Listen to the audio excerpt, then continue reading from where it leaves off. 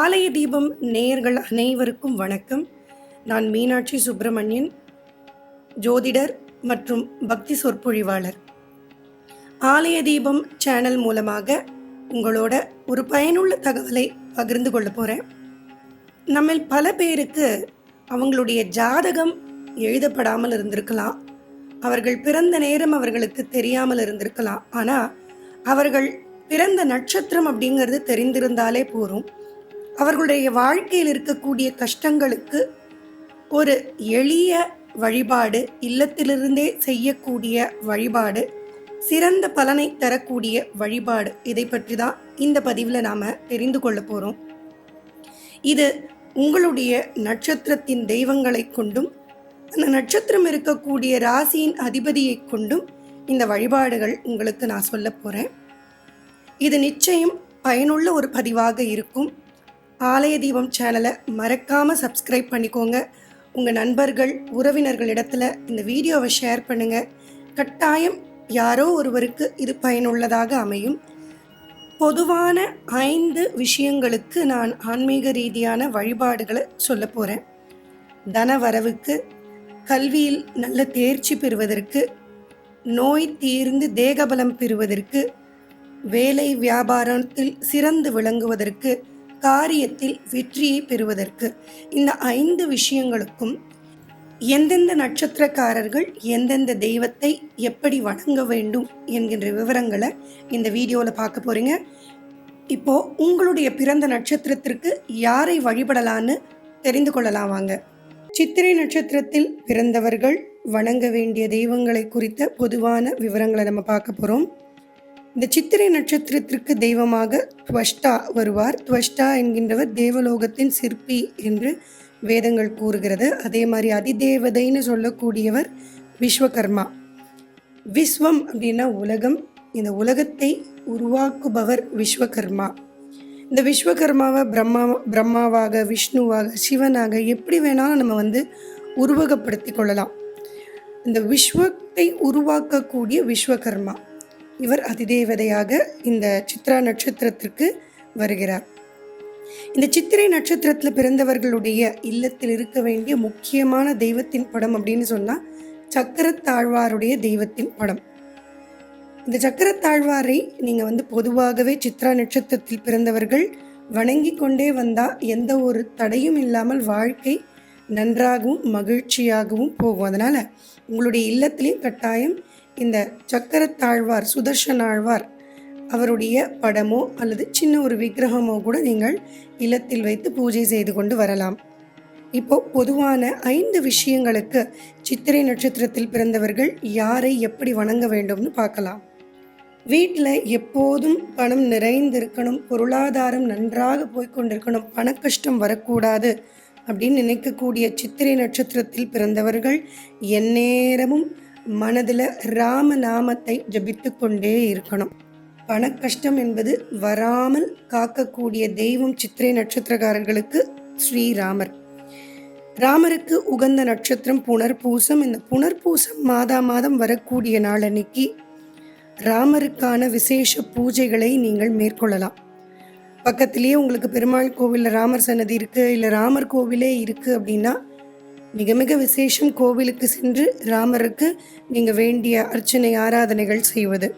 இல்லை வீட்டில் இருந்தபடியே புனர்பூசம் நட்சத்திரம் வரக்கூடிய நாளன்னைக்கு ஸ்ரீராமர் படத்தை வைத்துக்கொண்டு அதற்கு வழிபாடுகள் நடத்துவது, இதுவும் உங்களுக்கு நன்மையை தரும்.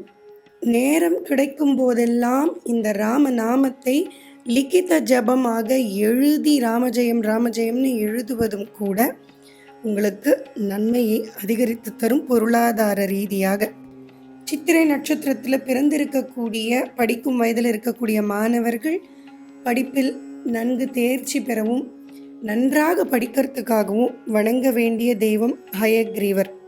பொதுவாகவே கல்வியின் கடவுளாக நம்ம ஹயக்ரீவரை பார்க்கறது உண்டு.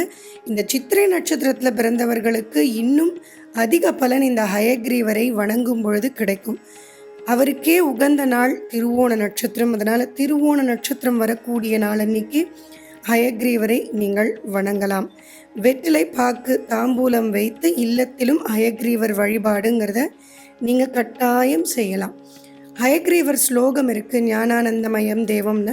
அந்த ஸ்லோகத்தை குழந்தைகள் தினந்தோறும் பாராயணம் செய்து கொண்டே இருந்தால் சித்திரை நட்சத்திரத்தில் பிறந்திருக்கக்கூடிய மாணவர்கள் ஆர்வம் அதிகரித்து கல்வியில் நல்ல மதிப்பெண் எடுத்து தேர்ச்சி பெற அது உதவிகரமாக இருக்கும்.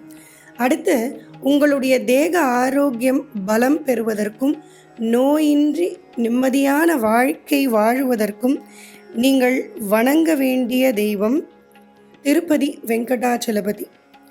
இந்த பெருமாளை நீங்கள் எப்போதும் பிரார்த்தனை செய்து கொண்டே வந்தால் உங்களுடைய நோய் சம்பந்தமான விஷயங்கள் உங்களை விட்டு விலக ஆரம்பிக்கும்.